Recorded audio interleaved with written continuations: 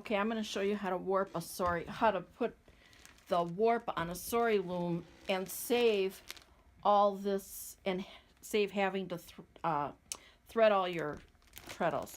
The warp comes like this. This is one of the things that I love about the sari loom, is it's got pre-wound warp, because I hate winding warp. So you take it out, and it says on here how many meters. This is 6 meters.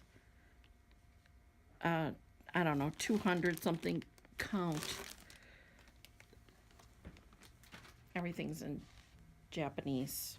I believe this is what I have on my warp, on my loom already. And then it's taped across the ends. So the ends are right here.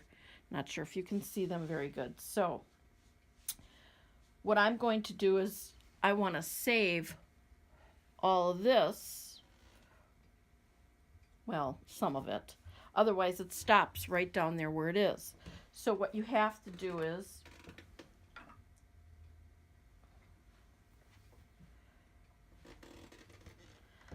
I might be better sitting on the floor to show you this, and then I'll edit it off, as I'll probably be grunting to get back up. It's pretty quick. I'm getting my feet licked. So you take the tension off of your brake there. You have to take that off. It goes towards you and around. This is actually the first time I'm changing this myself. So then this side here, you have to lift up the,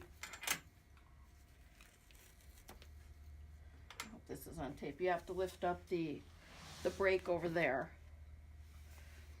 Then this just comes off. This slides off.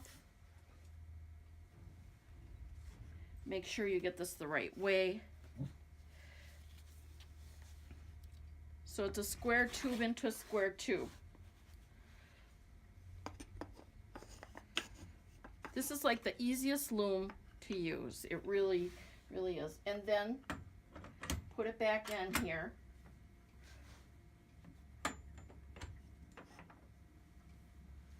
Feels like there's something missing there, but oops. Okay, make sure that you get this on the right side. It holds it from going, it has to go there. You have to pull this away first, then let it go back. Did that make sense? I'm going to leave the brake off of it, and then rehook up your foot treadle, which goes towards you. This is like the simplest loom, and like I said, my favorite thing is my warp is ready to go. Now you have an option of working sitting on the floor and tying on the new warp, but I'm not going to do that, very honestly. I'm going to move up here where it's more comfortable. Get comfy, get your water, whatever you're drinking. Let's see if I can.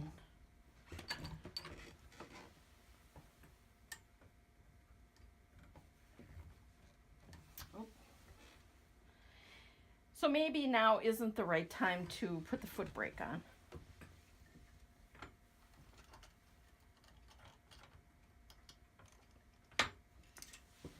Because I want to bring this taped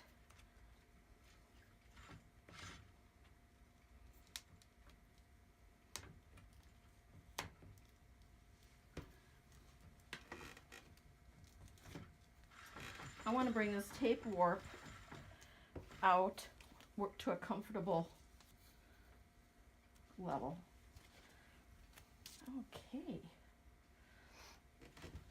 What I'm going to do is put this down there. And there's sticky stuff on here, so I have that that's loose. It's, the end of it is like right here.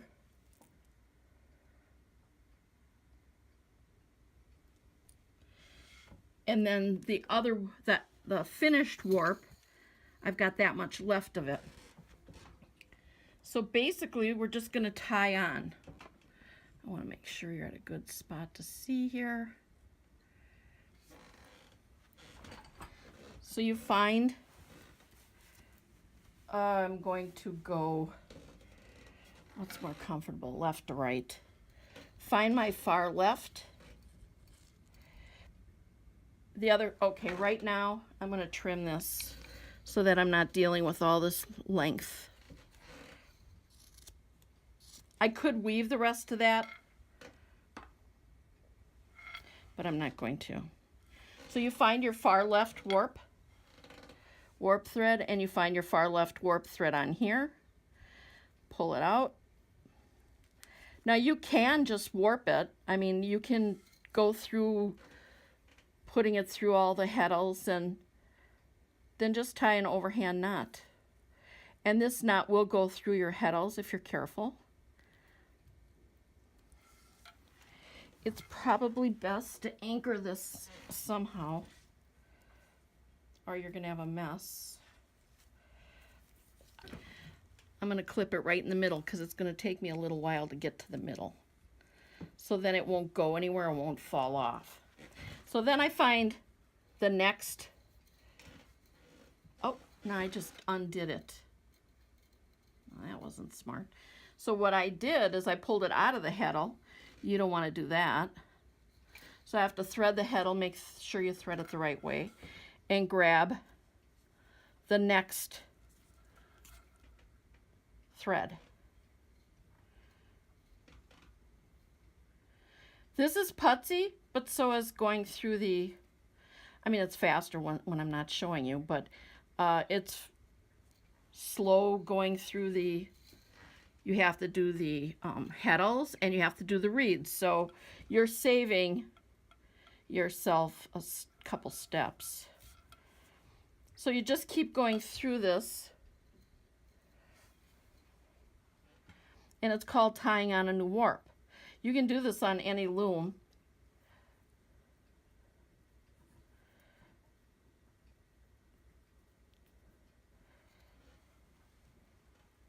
And just push them aside and then grab the next one, whichever one is next.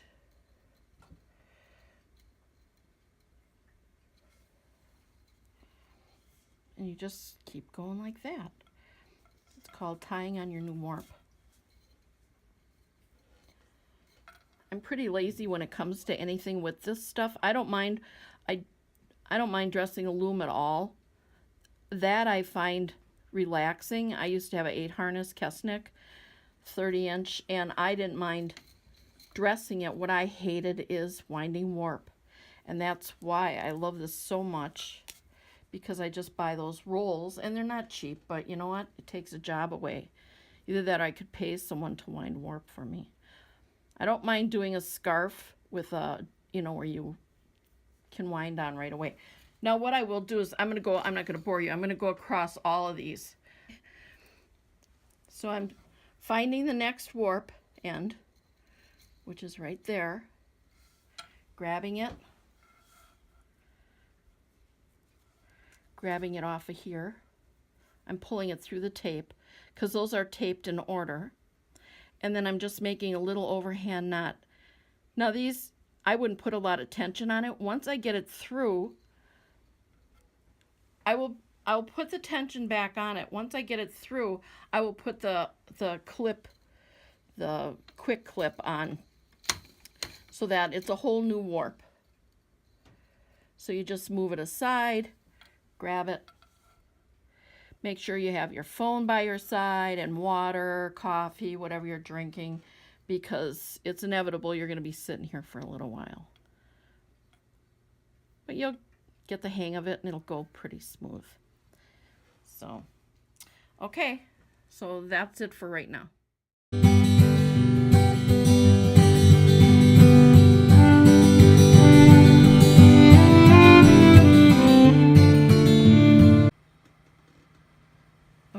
I have all the ends are tied on. Now, a word to the wise, which, remember when I said that 200? What that meant is there was 200 ends per inch. And I apparently have it set for 180. I think the last one was maybe 180 ends per inch, but I like that width. So what I'm going to do is just keep chaining this as it comes off, because I don't want it that wide. Plus, it's not in the center. Lots of pluses. So what I'm going to do now is, and I can't do it with this, so I'm going to shut the phone off. I'm going to reconnect the brake, and then we'll commence. Okay. So the brake is reconnected, and I have all these tied knots back here. Kind of put the petals back towards the center, and see these are all the knots in here of the new warp. So then I have to move my chair and everything. Okay, so now I move to the front of the loom, and I am going to start advancing the warp.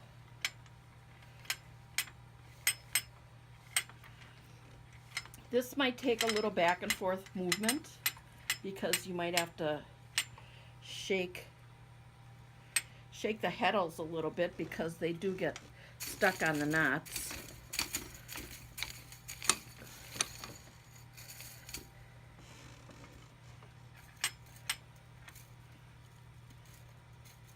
You can give them a little tug. That helps. I'm tugging in front of the reed. Lift it up, lift them, just shake them around. Shake them all around. You do the hook. This one's tight.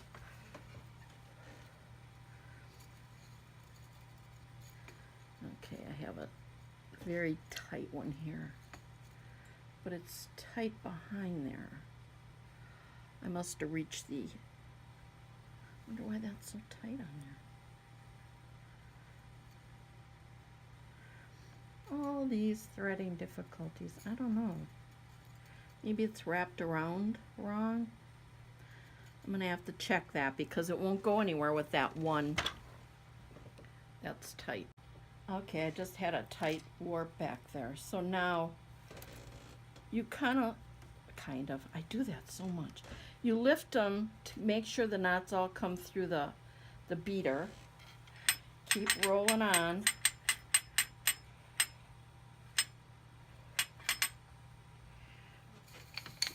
Make sure everything is kind of straight here.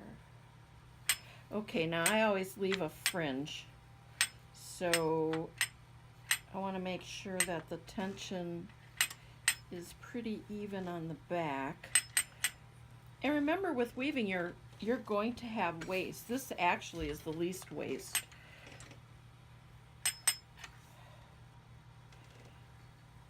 I've got some sloppy ones here, but okay, so now what I'm going to do, I've got it pretty good.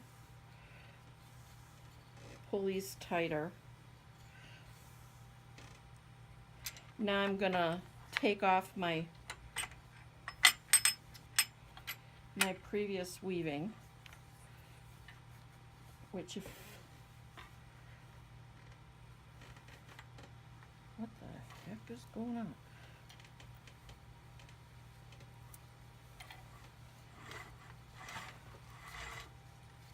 Should just fall off pretty much. Oh, remember I have that clip. I didn't put the clip in it.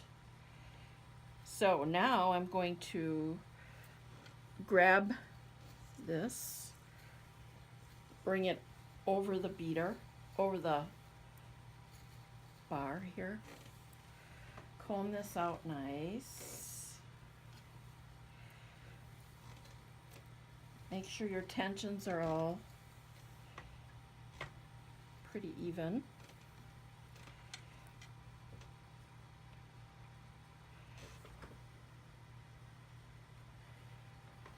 Okay, I'm going to move this just a little bit there. Now I have, this is, take off these, I put the paper out here so I can tell you what this is called. A clipping tying rod. There. It's a clipping tying rod. The easiest way to do this is closer to there. I've got my fringe. I allowed for my fringe. Now I'm going to slide this in there. Put some tension on it. I'm a strummer. Strum to make sure it's pretty even.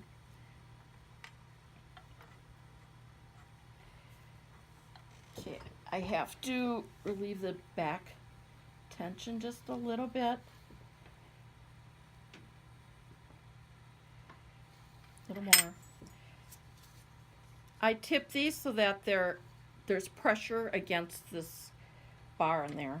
A little more pressure off. And then slide these back on. Make sure you're going over the back bar. Otherwise, you're going to have to redo everything.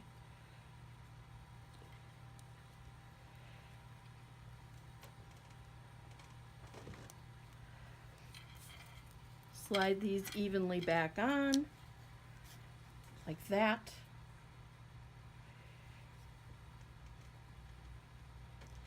Find the scissors that I was sure I had right here. And I'm going to cut this off. Okay, I have to find my scissors, which I put away, which is rare. Oh, here it is. Nope. Not the scissors.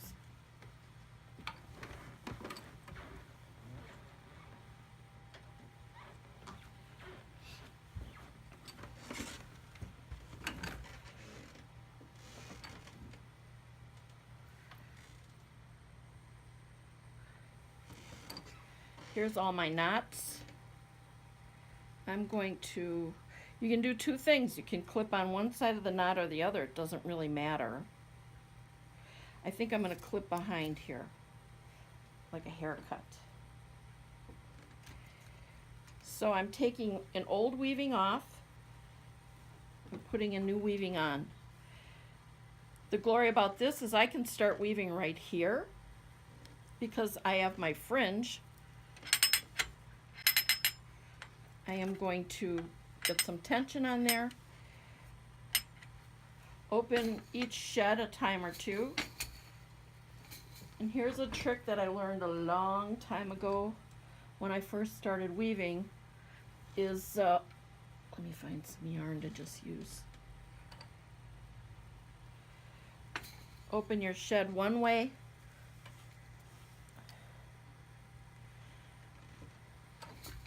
open your shed the other way. This is, you can remove this.